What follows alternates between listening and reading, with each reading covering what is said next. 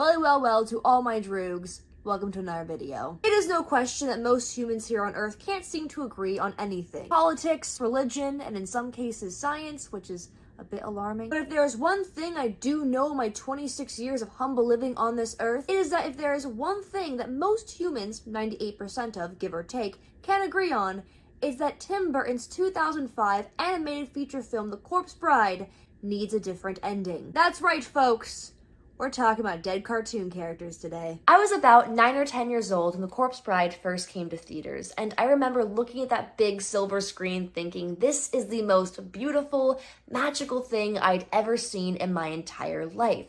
From the music, the animation, the colors, everything to make the perfect Tim Burton film. That was until the very end. In fact, I'm not the only one. In fact, most people who are fans of this movie tend to agree that the ending is just all wrong. Not only does the Corpse Bride herself just go off in a flock of butterflies towards the moon, but it results in the worst shipping possible. I mean, these two characters have the romantic interest of drywall. Now, if it hadn't been for Big Fish being an absolute masterpiece, I would even say that Corpse Bride is my favorite Tim Burton film. And personally, I think it's much better than Nightmare Before Christmas. Don't come at me, Oogie Boogie people. We get it. You're in a cult. Despite its amazing colors, animation, music, story, most Tim Burton fans will agree that the ending does not make any sense. Or at least it's not the ending we want. Victor, without a doubt, should have chosen Emily. I don't know how much I can emphasize this enough, but Victor and Victoria have the emotional connection of a lost child poster. Emily is charismatic, interesting, funny, has a sense of humor, and ironically enough, despite being a corpse, still has more life in her than her counterpart, Victoria. Now, Victoria overall is portrayed as a sweet, shy girl. There's nothing wrong with that.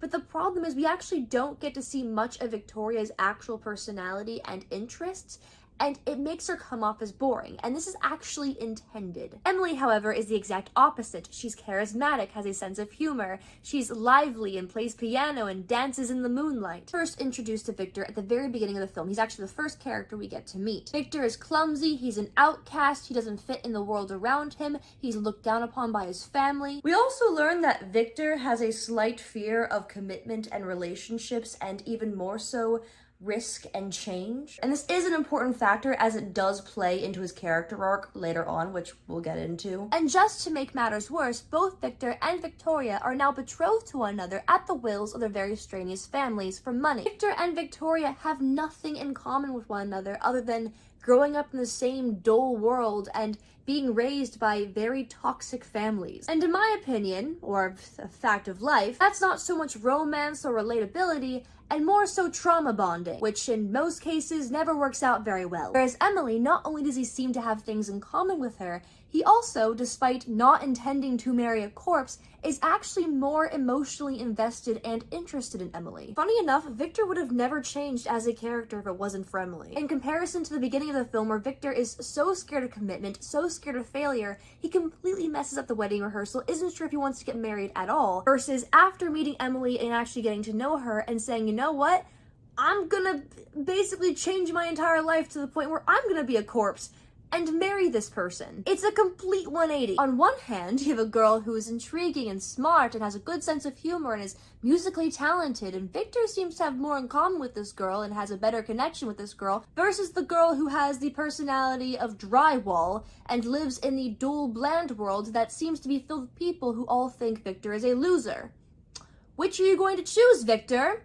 I wonder. Now, there are several theories as to why Victor chose Victoria over Emily, many of which I have theorized myself. One of which is that Victor, despite having more of a connection with Emily, chose Victoria for the simple sake that, well, she's the safer option. Victoria comes from a world that Victor is already used to. I mean, sure, he may not like this world, and this world is dull and boring and never changes, but at the end of the day, that's just it. It never changes. There's no risk for Victor to stay in the world he already knows and knows how to navigate. Whereas with Emily, there's more risk, there's more change, and there are things that Victor would have to get used to that he's never actually had to get used to before. Now, don't get me wrong, obviously in all relationships, there's going to be risk and change and things that one or the other partner is going to have to change their life for and get used to. That's how relationships work. At the end of the day, Victor is the guy who goes to every every restaurant and orders chicken fingers. It doesn't matter if filet mignon or caviar is on the menu. He is going to order the safe option because he is used to chicken fingers.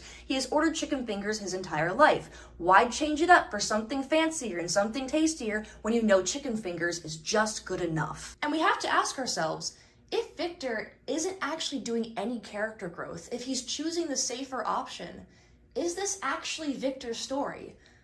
Because it's not. I 100% stand by the fact that Victor had a better connection with Emily than he ever did with Victoria. Victor and Emily are just more compatible, and not just in the sense of having the same interests, but in the sense emotionally and romantically. I stand by the fact that Victor would have been happier if he had chosen Emily.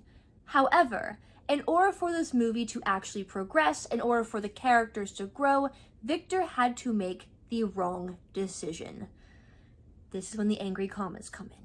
Again, Victor and Victoria have the same amount of romantic connection as a bobby pin and a used Q-tip.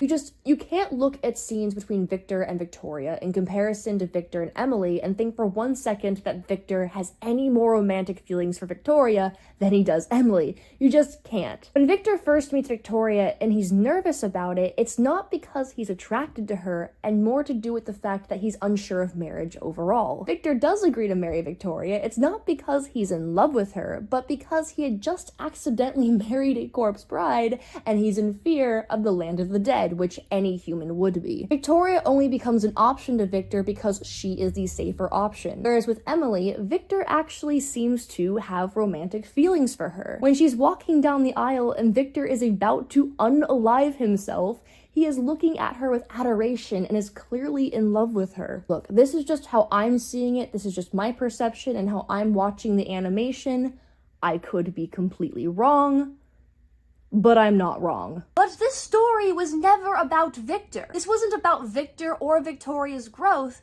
Instead, it was about Emily. See, in order for Victor to actually end up with Victoria, Emily had to make the ultimate sacrifice. While Victor, Victoria, and Emily are morally good characters and want to do what's right, there is a key difference between these three. Victoria tries to save Victor from marrying the dead by trying to get him a priest, and of course she ultimately fails, but hey, at least she tried. However, an underlying reason she does this isn't just because it's the right thing to do, because she realizes is if she doesn't marry Victor, she's stuck with Lord Barkis, who is really creepy. Overall, I mean, she doesn't know he's the villain of the story yet, but you get that vibe. Whereas Victor, he agrees to drink the poison and dedicate himself to Emily and remarry her, essentially, not only because it's the right thing to do, but because he figures, you know, the land of the living is kind of dull, kind of boring, treats me like trash. Down here, it's pretty great. Victoria's already off marrying some other dude, apparently, so I might as well. And I mean, just look at them. Just look at them. However, Emily's act to do what's right comes from true selflessness. Despite Victor still willing to marry Emily, she says this: I was a bride, but my dreams were taken from me, and now I've stolen them from someone else. I love you, Victor, but you are not mine. This is without a doubt everyone's least favorite scene in the entire... It's the only scene I think anyone actually dislikes in the entire film. It makes me so upset because he should be with her. He should, but he can't be. And this is why. Not only is this the scene that shows Emily's overall selflessness as a character, but it's the scene that shows Emily finding inner peace within herself. Since Emily's death, she carried an emotional toll, a heartache that comes with being betrayed by someone you thought you could love and trust. And since for years she spent waiting and thinking she could only find inner peace if she found someone who could truly love her, instead of finding love within herself. Hence the lyrics in the song Remains of the Day. She made a vow lying under that tree that she'd wait for her true love to come set her free, always waiting for someone to ask for her hand, when out of the blue comes this groovy young man. She literally waited, laying there, waiting for someone to put a ring on it, instead of thinking, let me accept myself in this situation and try to figure it out from here. She just, stayed there.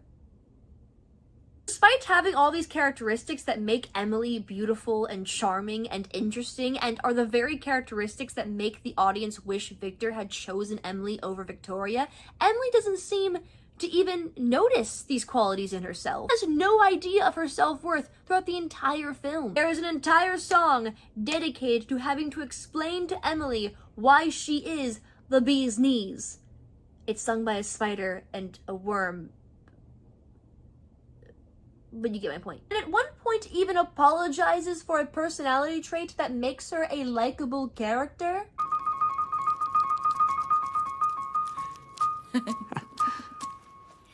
Pardon my enthusiasm. I like your enthusiasm. Throughout this film, we see Emily go through pretty much every single emotion. I mean, every emotion you can think of. She's cheerful, excited, humorous, flirty, sad, angry, confused, insecure. I mean, boy, is this girl insecure. It's my eye, isn't it? And all of these emotions are perfectly normal human emotions, right? I mean, that's why we as the audience members can resonate with the character who's going through so much pain and heartbreak. The reason Emily has the most emotion and the most personality is because she is meant to reflect a character who has gone through every pain imaginable. This way we, the audience members, can take our own type of heartbreak and see it unto Emily, wishing her nothing but a happily ever after, the same way we wish our own happily ever after. It wouldn't make any sense for a character to have so much pain in their past and to not feel all of those emotions at once. And one of my biggest critiques of Victoria as a character is that she has the emotional span of a teaspoon. You look at this girl and she just has nothing going on. But maybe Victoria being animated so plainly isn't to actually represent her character itself, but instead to emphasize all the emotions Emily feels all at once that came with the heartbreak that she has. The reason Emily is so much more likable than pretty much every character in this movie is because she is made to be that way. You as an audience member are supposed to be rooting for Emily, not just because she's likable and has a great personality and is really, really pretty. No matter what age, what gender, what background, what race, at the end of the day, Emily has something that everyone has or has had. At some point in our lives, every single one of us has been lied to or disappointed or betrayed or had our hearts broken and asked ourselves, why me? Why did they choose them and not me? Why wasn't I good enough? When's my happy ending? And Emily represents all of that. She represents every single one of us who has been through that. It took me a long time to sort of realize what the message Tim Burton was trying to say with this film. Because that's often the question we ask when we get our hearts broken. Why wasn't I good enough? Like, was there something I could have done differently? Like, how could I have changed this? How could I have prevented this? We are so accustomed to John Hughes endings where the underdog gets the love interest and Judd Nelson punches the sky and we run off into the sunset on the back of a lawnmower. But unfortunately, John Hughes didn't direct my life. If anyone did, I'm pretty sure it was John Carpenter, because my life is nothing but endless sequels, and no matter how far I run, Michael Myers is always behind me. But we love these type of endings. We want these type of endings because we are so sick and tired of disappointment after disappointment, wondering to ourselves, when is my next big break? When is the world going to start making sense? When is my John Hughes moment? Well, Tim Burton didn't give us that one. There is no guy outside our window holding a boombox over our head. And instead, maybe this ending is something we humans have to accept. Maybe we humans have to learn what it means to actually love ourselves without the comfort of another person. I think the thing I love the most about Emily is that after everything she had been through, the heartbreak, the pain, which a lot of people, if they had been through what she had been through, would just toss love out the window, right? Given up, become nihilists. But not Emily. Emily is an optimist. She believes love is still out there. She believes love is out there for her. And a lot of people can't do that. And even then, she didn't need Victor to tell her that she's beautiful or talented or smart or charming. She just simply was on her own. And I think that's something a lot of us can learn from her. So maybe it wasn't the ending we all wanted. It wasn't the happily ever after where Victor becomes a corpse and marries Emily, la da da da da da da. But maybe it was the ending that we all needed, because maybe it's something we all need to learn from heartbreak that we haven't yet. I think that's important too. Anyway, my name is Ashton Slytherin. Catch you next time.